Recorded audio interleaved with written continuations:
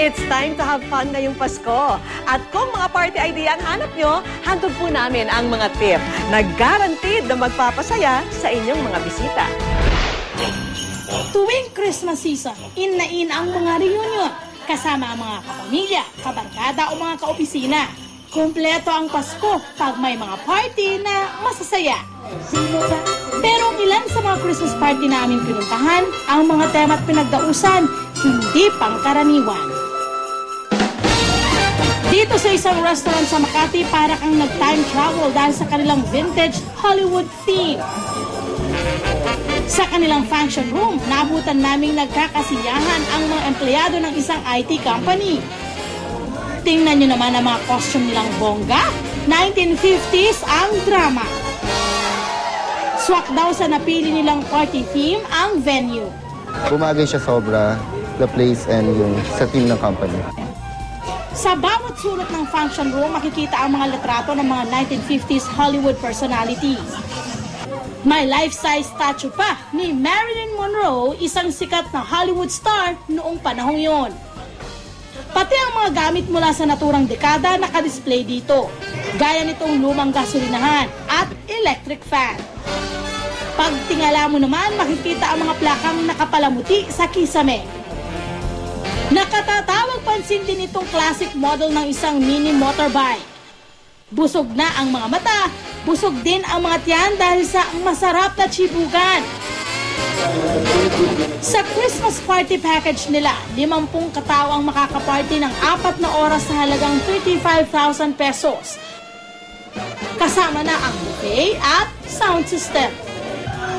Maski may kamahalan ng renta, marami pa rin daw ang kumakagat dahil sa kakaiba nitong ambience.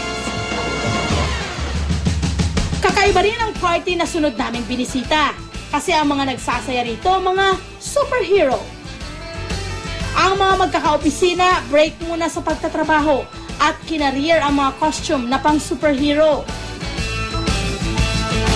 Kanya-kanya sila ng pag-project at talaga namang in character pa kapag nag-pose. Na-enjoy din naman nila ang mga handang pagkain. Pero bukod daw sa kasiyahan, ang mga participants, mas napagbuklod daw ang pagsasamahan. Aside from this creativity na-enhance yung teamwork. Kasi we get to help each other para malabas ko ano yung concept na gusto namin i-portray. Pero kung maliit ang budget, meron kaming mga Christmas party idea para maging affordable at memorable ang inyong celebration.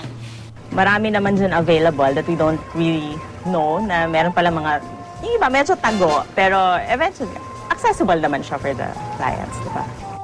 Dito sa San Juan, natagpuan namin ang isang sulit na garden venue.